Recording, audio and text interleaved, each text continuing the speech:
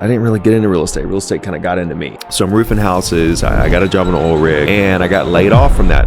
So I'm back in real estate. Let me take everything that I learned, that I realized it was more about the one and only Ricky Carruth, a powerhouse who sold over 1,000 properties as a solo agent and created a wildly popular coaching program, Zero to Diamond, the first ever free coaching program in the industry. But this guy's crazy.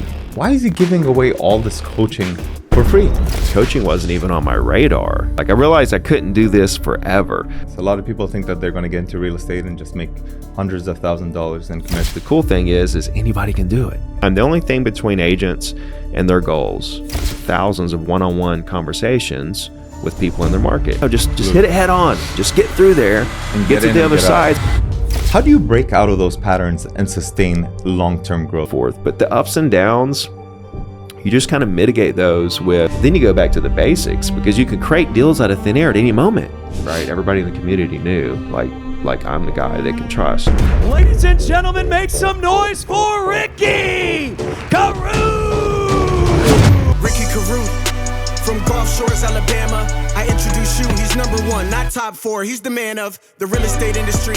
Hey, I don't know if you've heard this stat running around social media, but there's a stat running around that says that around 70% of real estate agents have not sold a single home in the U.S. in 2024. I don't know if it's true or not, but I can tell you this, there's a lot of struggling agents out there. And struggling agents is exactly why I made this channel. It's exactly why that I continue to do what I do and pour into the industry. In this interview today, I talk about what it was like coming out of the 2008 market and during those building years of my business, building that $1 million a year business. I also talk about things you should be thinking about moving into 2025 to completely be unstoppable. And unstoppable doesn't mean unbeatable. It doesn't mean that you're the best. It just means that you do not stop. And that's the way you need to think about your business right now. You're unstoppable. It doesn't matter what happens. It doesn't matter how many L's you take. It doesn't matter, who's this or who's that or what you are or how much is in your pipeline or any of that stuff. The only thing that matters is that you got a dream, you know what you're going to do about it, and you're not going to stop until you get there. And these things take time. They take time. I did a video Wednesday that talked about the 5 reasons why agents are struggling. And I also gave you 5 things that you should be doing on a daily basis to get out there and absolutely crush it. It's not complicated. I'll link that video at the end of this interview, and also in the description, I'm going to give you 2 links. One to the replay of the 2025 business planning session that I did Wednesday that was absolutely the best business planning session that was ever done for real estate agents in the history of the industry. I'm also going to put a link below to get the script. You can download my latest script of my new construction strategy to go out there and get listings. So where we pick up in this interview is where I'm talking about the fact that once I lost it all in the market in 2006, 7, 8, I vowed that the market would never take me out ever again. Let's tune in and let me know what you think in the comments. When the market took me out, I was like, okay, but you're not going to do that to me again. Like, there were agents that were still crushing it during the 2005, 6, 7, 8 time frame. And so I knew it was possible. So I was like, okay, I crushed making money in real estate, but then I lost it all. Okay, now how can I crush making money but keeping money and having a career that sustains regardless of what the market does? So then I realized closings happen every single day forever, regardless of market conditions. That was kind of the foundation of me realizing the consistency, because people are like, well, some people got to go back to a consistent job, like consistent paycheck. I mean, you can get laid off, right? The company can go bankrupt. Mm-hmm. Like, that isn't like secure, right? But I tell you what is secure: closings happening every single day for the rest of your life. The only hack that you have to unlock is, how do you represent these people as a real estate agent, or how do you make money in that industry of never ending flow of closings happening, because they're happening. So how do you take advantage of it? So a lot of people take a lot of different approaches. I approached it from the real estate standpoint, right? Making commissions. And my goal was to make $1 million a year. So I focused on that. Like, I ignored social media when it came along. I ignored a lot of different lead gen things. When Zillow first started selling leads, I bought a year's worth, 20 grand. And I about broke even, but like it was a lot of horrible leads. And we tried it again here lately. It was really the same thing. I can't agree with you more. It was really the same thing. And I know there's agents that will say, hey, I spent. Agents that were spending $100,000 a month. Yeah. And they're making money, because they've got a system in place where they have this team of, agents and they have this whole process and everything. But I'm like, man, like if you spent that energy and focused on just calling property owners with a specific, not with a random strategy, but with a specific strategy in mind, you'd crush your way harder and your expenses would be nothing. But, I digressed from that. My goal was to make a meal, and I ignored just about everything. I'd try a few things a little here and there, but I ignored everything. I focused on what worked for me, which was phone calls, postcards, and emails. And I just did that till I made $1 million a year, which was 2017. And, by that time I had sold 100 properties a year for 3 years in a row. I was the number one Remax agent in Alabama already before all that. And then the $1 million year came, and that was the first year I quit prospecting. Because once you build your business up to the point where you're making the amount of money you want to make, you don't have to prospect anymore. If you built your business properly in terms of everybody from your past still knows who you are, and a lot of agents don't do that very well, or they don't have a system in place to do it. So that's what I teach agents, is that specific system. But the year I made the $1 million, I quit prospecting. I made $1 million every year after that in commissions, crazy, right? For 4 more years. So it was 5 years total that I did that with 0 cold calls, 0 prospecting, because of the way that I built. I had to do a lot of that on the way up. And so that year I hit the $1 million, I was like, okay, like I got in, I made $1 million, lost it all. I came back. It took me 6 years to get from there. 6 years to get from there to 100 deals a year, right? Then I did that 3 years in a row before I even thought about trying to teach somebody something, right? So coaching wasn't even on my radar. And until I looked back and decided, you know what?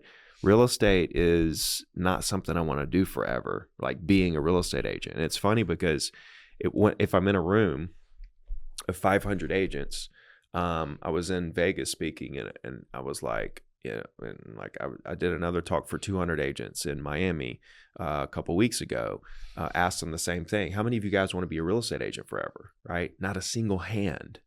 Right? And I'm like, wait a minute. So you guys are all real estate agents, and you spent time, money, and energy to come here to learn how to do something that you don't even want to do. And how bizarre is that? This kind of made me start to think about the industry overall and the mindset of agents and like what we're actually here to do. And so I mean, that's the boat I was in, right? Once I got to the mill, I was like, I want to sell real estate forever. Wait, no, I don't. Because you realize, like when you're doing $1 million a year as a single agent, when January 1st hits, you go from that 1.1, 1.2, whatever you did that year to 0. And now you got to climb this massive 1.2 mountain again.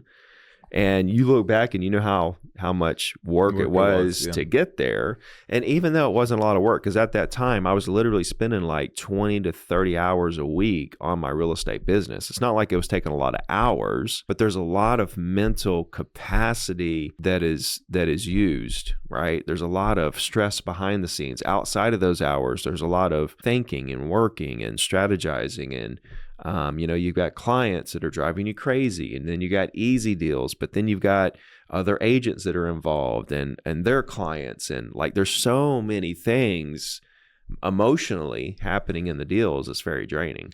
So even though physically I wasn't working much to make the meal, like mentally it is draining still. So you can build a business that doesn't take up a lot of time, but you'll never be able to run away from those handcuffs, right? Because you've got those mental handcuffs of the clients who just drain your energy, the agents that drain your energy. You're always going to have them.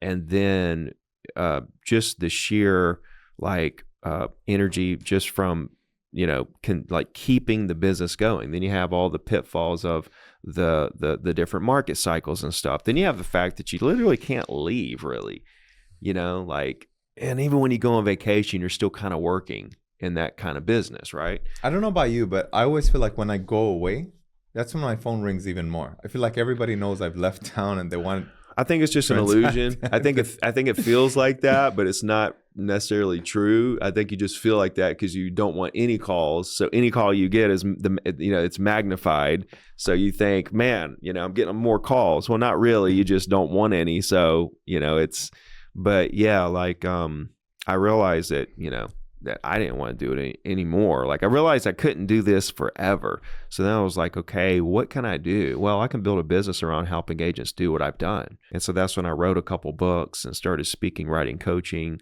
and eventually was influenced to open it up for free and just give it all away for free. And the business model was that, I tried paid first and the growth was so slow. I could see that it just wasn't really going to like blast off like that. But when I was giving away for free and then people are like, well, I don't value free and, and stuff. But the thing is when they get in there, like if it really is amazing stuff on the back end, which it is and was, then that's a whole different ball game. Right. So I agree with like if it's free, then people don't value it to a certain extent, but I don't think it's black and white. I think there's a gray area. I agree with you too. I think there's a gray area where it depends on the content you're giving away for free. And then where is the monetization going? Like what is the business model? And, how are you trying to develop this? But the entire premise was that doing it like that would open up the floodgates to people, to where I could help people. The mission of Zero to Diamond is to reduce the failure rate in the real estate industry, one agent at a time. Well, doing it the paid way wasn't really accomplishing that mission very well, right? Because there was a lot, and think about it, agents that need coaching, right? The ones that need coaching, they're struggling, most of them, right? They're broke. So like it's what's the statistic? Agent in the first year does what, 1 or 2 deals a year at best, maybe makes $16,000. I heard. Or the first year. Yeah. I don't know exactly first year. I know 90% of agents fail, and I know 50% of agents in the U.S. didn't even do a deal last year. And only like 8% did more than 4 deals or something like that. Yeah, like crazy. Yeah. So, you got to think like there's this huge group of agents. And if they could because like these are hardworking, honest people, like they want to do this. Most of them, a lot of them don't. A lot of them don't have what it takes. I'll be honest, this is a hard business. It's a really hard business. A lot of people think that they're going to get into real estate and just make hundreds of thousands of dollars in commission like you see on the TV shows. And it's so far from it. And that's why some of them do though too, right? It's not like, again, it's not black and white, like it is really tough, but the cool thing is anybody can do it. And like nobody's stopping anyone from going out there and building their business. The only person stopping is you, because it is completely unlimited. There's deals happening every single day. Your business is predicated on how many relationships your career is predicated on how many relationships, lifelong deep relationships you build in your market. Nobody stops you from talking to people and building these relationships. Like that's a complete free for all. The only restriction would be if somebody has a listing with someone, you per the code of ethics, you can't talk to them, right? If something's listed, you can't talk to them. But inventory is, what is inventory compared to the amount of property owners that are actually out there? True. Right? How many millions of properties are in Orlando, where we are right now? And there's only, in the metro area, there's about 11 to 12,000 active listings, right? Out of millions and millions and millions of properties, right? So you've got millions of people that you could, there's your work. It's kind of like, I don't know, anything that like, let's just say your job is to take this huge pile of dirt, right, and use a shovel to put it in this hole, right, and like it's so big that you would never get it done, even over the course of a decade, right? Let's just say it's so big you'd never get it done. That's what real estate is. Like you have a shovel and there's this huge mountain, and there's no way that's what this sea of property owners and people in the market is to real estate agents. It's a pile of dirt that you're supposed to pick up little by little, one at a time. The only thing between agents and their goals, right? Like if they want to make $1 million, if they want to, make, $2 million, they want to make $500,000. The only thing between them and that goal, right? The main thing in between them and that goal are thousands of one-on-one conversations with people in their market. So true. And so, when I ask the question, how many of you guys want to do real estate forever? And nobody raised their hand. It's like, okay, well, if that's the case, if you don't want to do real estate forever, then why? And you realize that the only thing between you and your goals are thousands of one-on-one conversations with people in your market. Then why aren't you doing nothing but having conversations so you can get through these thousands of conversations to get to the million or get to the $500,000 or 2 million or whatever you're trying to get to? So then you can move on to what you actually want to do in life. But what we're doing is we're prolonging the conversations. We're spreading them out over the course of years and years and years and decades instead of just going straight in and having the conversations to get the job done. It's like just hit it head on, right? It's like the buffaloes in the storm. They head to the storm and they run right through the storm and then they're out. But the cows, they run away from the storm. Well, the storm catches up to them, and then as they're still running with the storm, and now they're in the storm longer. No, just hit it head on. Just get through there and get to the other side so that we can get to what we actually want to do in life. So let's talk about your methodology. I know you touched on email, postcards, and cold calls, or just phone calls, or just connecting with people. I always say this all the time. We live in a relational economy where the currency is relationships. So our business has transformed the traditional way of doing things, and you're a fine example of that. You've become an outstanding communicator and, of course, marketer of real estate information. And your ability to disseminate that information as fast as possible, I believe, should be the inspiration for what a lot of agents should be doing in order to communicate with their audience, their sphere of influence, and the people that just want to listen to them. What are some of the misconceptions that you find agents have about lead generation, and how does your program in particular address that? I think the biggest misconception is that there's only so many leads, right? So when we come to the business, we're taught just your traditional lead gen strategies, right? Like for sale by owners, expires, Zillow leads, open houses, stuff like that, right? Well, if you look at those type of leads, for sale by owners, there's only so many at any given time.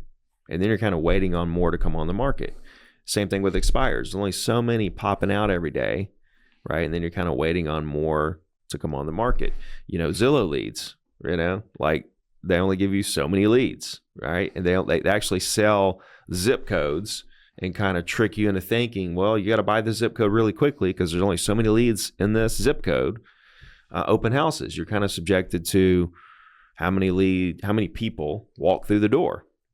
And so we're kind of programmed to think that leads are scarce. There's only so many leads, when it's so false, because all humans are leads, right? Every single human, because every single human is a level of a lead. They may not be the highest quality leads, right? But they are a lead to some capacity. Even people that are underage, their mom or dad buy, they're going to become of age. They're going to buy a house one day, right? Even if they rent forever, they still know people that buy and sell real estate. So every single person, every single human is a lead to some capacity. So when you realize that, and you realize there's millions of people in your market for most markets, or tens of thousands, whatever your market is, it's a lot. And so when you realize that, and you realize conversation is the key to all closings, you can't talk to everyone. So then you have to start thinking, okay, I have to really I have to be efficient in a way where I'm having conversations with the highest quality prospects only, because, all humans are leads, but I can't talk to everyone. So let's filter it down to the people that are going to, best serve my business, right? And then I can best serve them.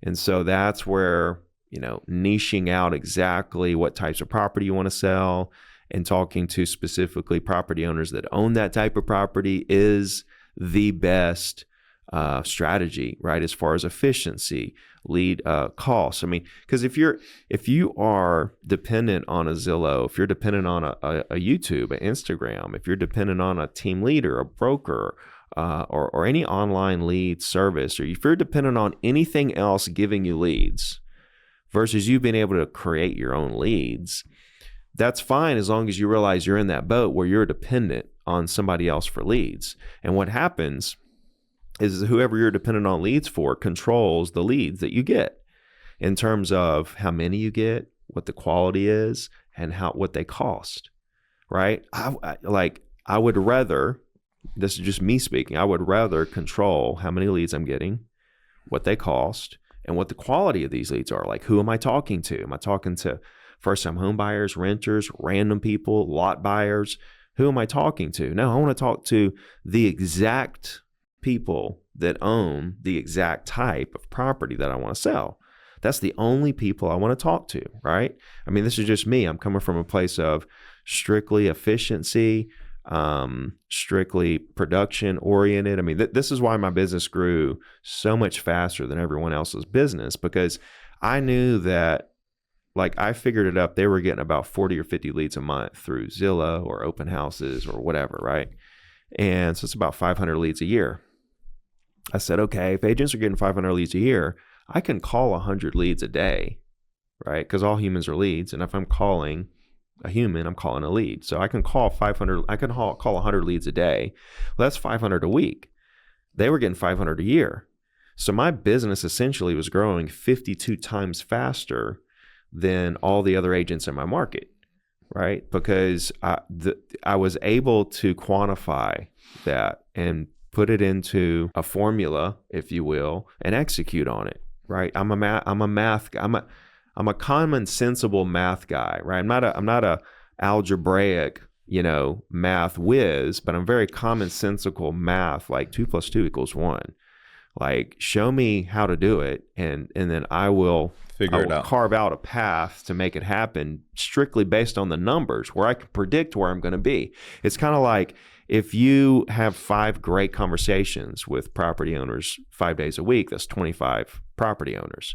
If you do that across a month, that's 100, right? 100 great conversations per month with property owners for the exact properties you want to sell, right? If you made a goal every day to have 5 great conversations with property owners every day, 25 in a week, 100 in a month, 1,200 in a year, right? Well, I know if I'm doing a weekly email to my entire database that none of these people will ever forget who I am. They may or may not use me as an agent, but they're never going to forget me, and they're going to remember how personable I was, and they're going to see how hardworking I am and consistent and dependable I am through the email, because I'm giving my opinions on things. It comes every single Wednesday. So I know that I have a predictable system now. And like, I can just work the math and say, okay, I got 1,200 this year. Next year it's 2,400. The next year it's 3,600. Then it's 4,800. Then it's 6,000, right? And I know within 5 years I could have 6,000 property owners getting my weekly email that know, like, and trust me. I know that my business is going to be one of the largest businesses in my market. It's just easy math for me. Yeah. So then comes the more easier part for me is executing on it, because it's easy to execute on things that you have clarity on what you're doing is actually going to get you where you want to be. That's the problem with agents, is they don't have clarity on what they're doing day to day to know that what they're doing is going to get them where they want to be. Absolutely. So then they're confused, and they start backtracking, and they're like, oh, and that's why you see them jumping around from this lead thing to that lead thing to this to that, and kind of bouncing all around, because they don't have clarity of how this thing they're doing currently is going to get them where they actually want to be. And this is exactly why I love your phrase, the business is unlimited to every single agent out there. But we've been seeing a lot of changes in the market, and I just want to shift the focus in terms of market trend or industry perspective. With the rise of platforms like Zillow, we brought it up so many times on the show thus far. Do you believe that they could actually replace our traditional MLS system? No, I don't think, honestly, I don't know if the traditional MLS system is going to be around much longer. There's just too much stuff going on in the legal world. without the clear cooperation policy, and without, the, National Association of Realtors basically mandating that you have to be a member of NAR to have access to your local MLS. I mean, there's a lot of things happening right now in the industry that I see changing, and the Sitzer Burnett was kind of the first step towards, okay, like there's fixing to be some serious changes when it comes to the logistics of how we operate as agents.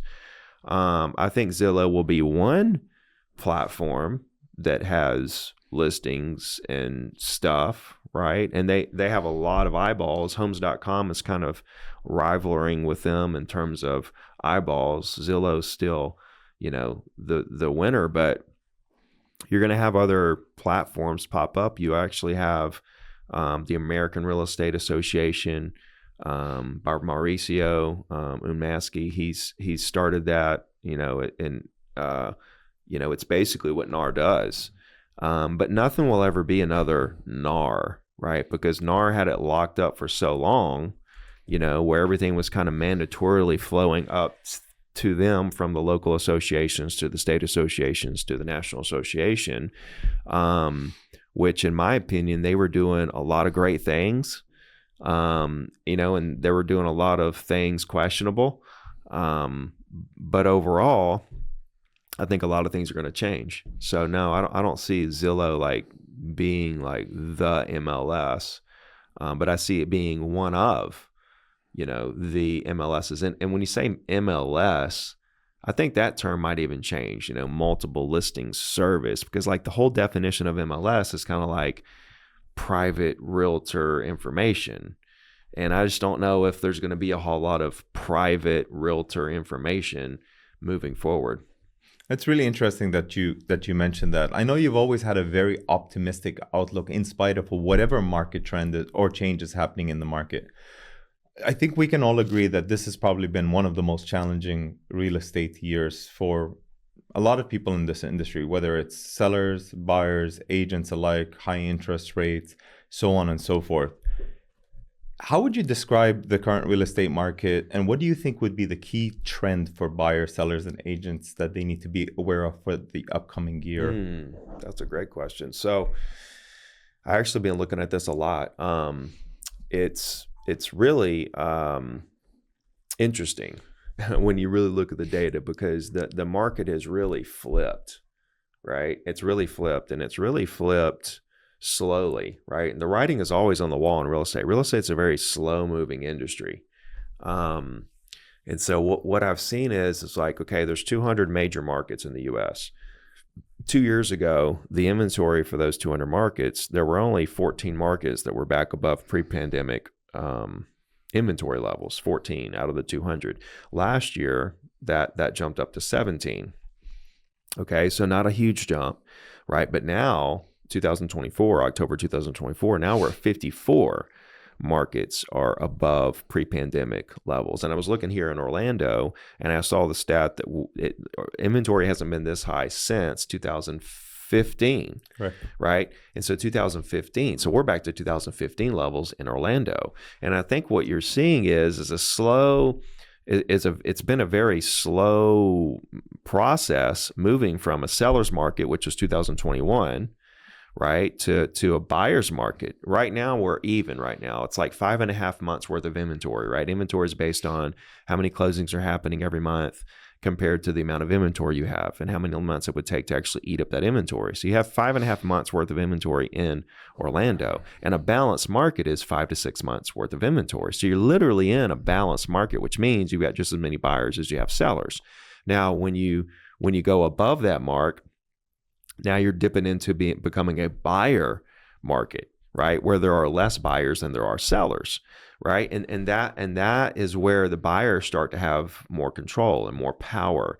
And in Miami right now, you have 10 months worth of inventory. Like it's really a buyer's market. It's really bad down there. So when people are asking me, about the market and prices next year and inventory and this, that, and the other,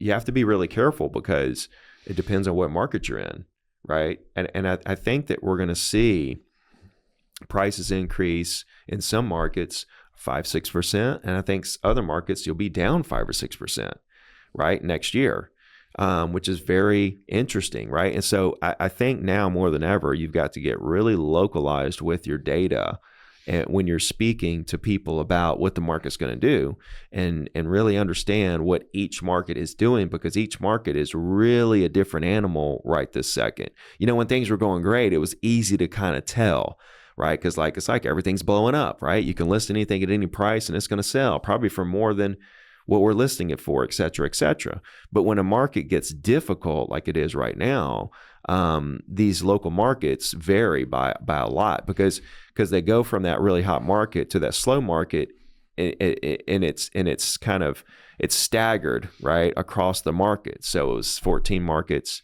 2 years ago, 17 markets this year. Last year, 54 markets this year, out of the 200 that are back above pre-pandemic levels. So when you're thinking, this year, I think, like this, let's just say this slow market, I think, is here with us for a little bit longer. I don't think it's going to go to the extreme where we see prices, go down a lot, like 20-30%. It could, right? I think it just depends on the market as well, too.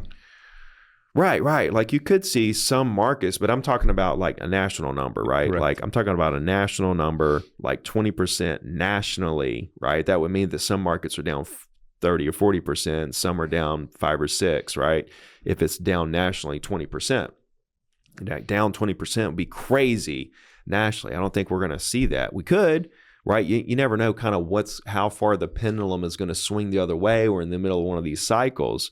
But I will say that if you're a seller, you got to be aggressive right now. You need to kind of get ahead of where the market is going, rather than basing your price on what something sold for last month. You need to be thinking about what it's going to be selling for next month, because I guarantee it's going to be a different price, especially going into the slow time of year. Now, when we get into 2020, and now we're past the election, so that was a big cloud that was over everybody. Now that we're past all that, we have a little bit, now we can kind of like get back to business.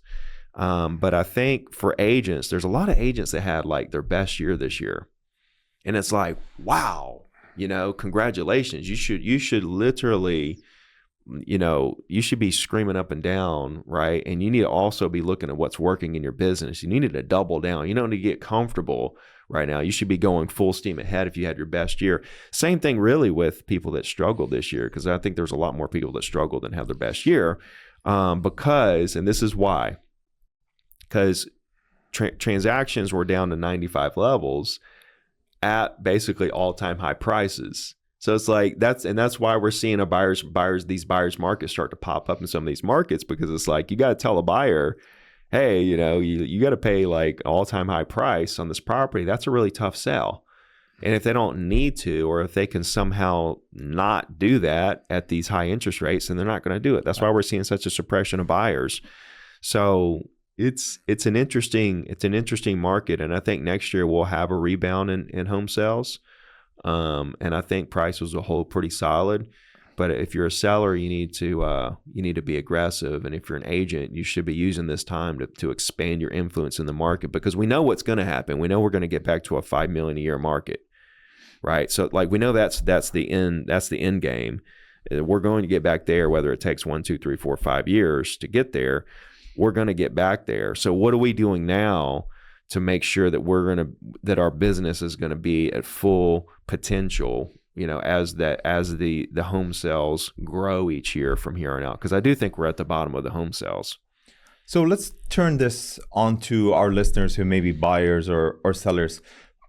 Since we're talking about sellers, what do you think are some of the most critical factors that sellers need to be considering in pricing their homes correctly in this competitive market? And what incentives or what should they be doing to help move their homes faster? I think they should go with an agent that understands the market, because you need a real professional right now that understands the market. So, like you probably turn on the news as a seller and you see, oh, home prices are up 5%, right? Well, that's nationally, right? You need a local expert. So like if I'm in, Austin or New Orleans or, Myrtle Beach or something like that, I'm not I'm saying, okay, I understand that you see this on the news, okay, but here's the true story right here. Here's the data right here locally. And so I like to call this painting the picture, right? And there's plenty of data there. It's so easy. It's so easy to sit down with a seller and say, here's a house exactly like yours on the market. It's been on the market for 200 days, right? You want to price it exactly the same price. Do you want your house to be on the market for 200 days? Yeah. Right. So it's like, no. Okay. Well, then this is what we need to do. Here would be the path. So just having the data, knowing the data, like go look at the house yourself as an agent, right? Go look at the house as a seller. Go look at the houses as a seller, right? Have your agent take you to the homes that are for sale that have been sitting there and like look and see, like, is this an amazing house or is this like, does this need a lot of work Yeah. right? Is there a lot of deferred maintenance? When you walk in those houses and realize this is a really nice house, then you're like, oh, wow, this is my competition. Like if I want to sell this house, I've got to be aggressively priced against these homes because these homes have been sitting here for 80, 100, 200 days. And they're priced kind of what I want for mine. So then you go back and say, do I really want to sell? Right? If I got to go way lower than these guys, do I actually want to sell? And then it comes back to why we're selling in the first place. And this is something I go really deep with agents on, is understanding more than the client even knows why they're selling. Right? Go 5 to 10 questions deep with it. But yeah, I mean, you just have to know. You have to go. My advice to buyers and sellers is to make sure you pick an experienced professional that knows the local market, and it's not hard to figure out if they know the local market, right? You can have a quick conversation and understand, if they know the local market or not. And if we want to turn the tables around and give some buyer advice here, we've had higher than usual interest rates over the previous years. And buyers have always asked me this question all the time. I think I'm going to wait till the elections are done. Thankfully, they're over. Is now a good time to buy, or should I wait for better conditions? What's the advice that you give? Because you give a ton of advice on your channel all the time. And by the way, if you want to follow Ricky, just go to his Instagram page, type in Ricky Carruth, and you're going to be inundated with such incredible value that he puts out almost every day, if not every day. With buyers, what was the question? With buyers, a lot of buyers are deciding to wait it out. Yeah. For better conditions. So or when they decide to tell buy you, now. when they tell you I'm waiting on the election, that's really just them trying to get you to go away. For the most part, some of them might do something after the election, but most of them are just telling you what you want to hear. You got to realize this as an agent. And if you're a buyer listening to this, like, keep doing it because it's working. It's making agents go away. Like, I might buy in 6 months, or I'm waiting on the election, and you might be serious about that or whatever. But most buyers, they're not that serious. So as an agent, I'm trying to figure out how serious they are. Okay, well, what do you want to do after the election? Does it matter who wins the election? What's your timeline? Why are you looking to buy anyway? I'm trying to really understand what their situation is so I can start to put something together to actually help them. You can't help somebody unless you know what they're trying to do. Exactly. It's the biggest problem with agents. They're like, I talked to this seller. We had an appointment. They want to sell this and buy that. We had a great meeting. What do I do next? I'm like, well, why do they want to sell that and buy that? I don't really know. Okay, well, you don't know the next step because we don't even know what we're doing. Like, you got to understand why they want to do that upgrade or downgrade to the fullest before you can really help them.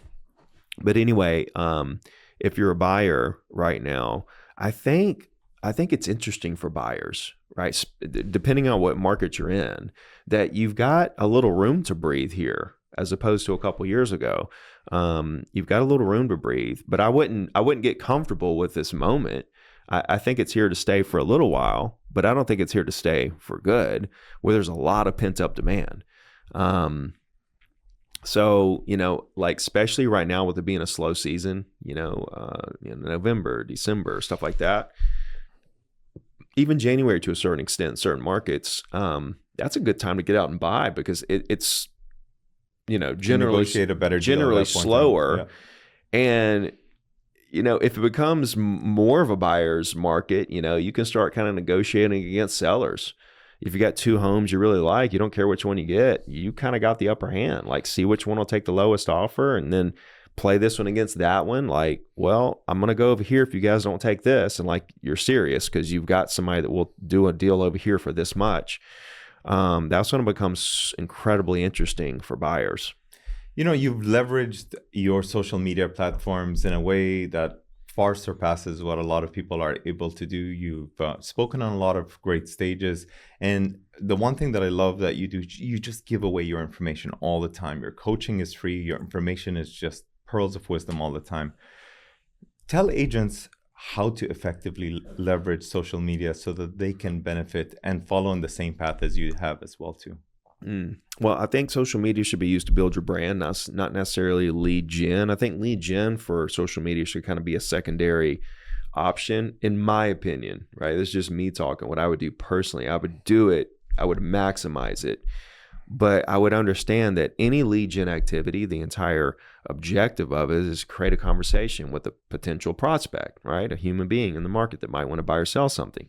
So if the objective is to create a conversation with a prospect, then I can just have conversation. I can call the exact prospect that I want and have the conversation right now. I don't have to, do a video hoping somebody calls me, right? So I think understanding where social media, like where it fits into your business model, number one, and it might be your lead gen source. And for a lot of agents, it is. And I know agents that make millions off of social media. But I know a lot of agents that try it and it doesn't work, right? Them, yeah. And they make it their primary source. And I think it should be a great secondary source. I think email should be the foundation of your brand. That's your social media platform. Social like email is your social media. But a lot of people say a lot of people don't open emails anymore, or they do. So many of them all the time. No. They don't open them. That's because they see it though. See, that's the thing.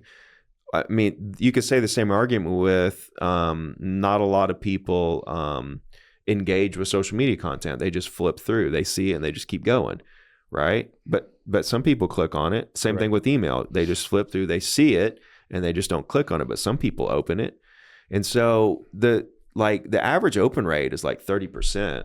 Or so. So how many emails do you suggest people put out a week? One.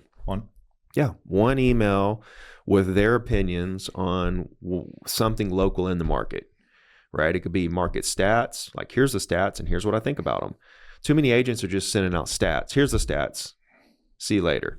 Well, that's just cold hard information, and 15 other agents are sending them the same thing. But when you back that up with your opinions on it, because you're an expert and you have an opinion on what those stats mean to you and what that means to your clients and what clients have said to you in the field, etc., then now you've elevated yourself above all the rest of the agents, right? But like that is your social media platform. So use social like in the traditional sense, like Instagram, Facebook, YouTube, etc., to get to get people into your spider web of your weekly email. Number one, like I would use it for that manner. Number two, I would use it to create conversations. When I do see a comment, when I do get somebody to follow me, when I do, somebody reaches out to me on instant message or something, then I'm kind of going back and forth to see where this is going to go. And my entire, objective is to figure out what they're trying to do and why. Same thing I would do voice to voice. But once I get to that point where I realize what they want to do, then I decide, okay, do I want to take this to a phone call or do I want to get them into my weekly email for future business, right? So I think you just have to understand where it fits in your business model and then execute on it that way. So we're starting to wind down over here, and I definitely want you to leave us with a couple of really important strategies, specifically for agents, even investors, because I think what you do here, you do everywhere. We talked about success cycles, and we've talked about cycles of success and failures and how the market dips up and down.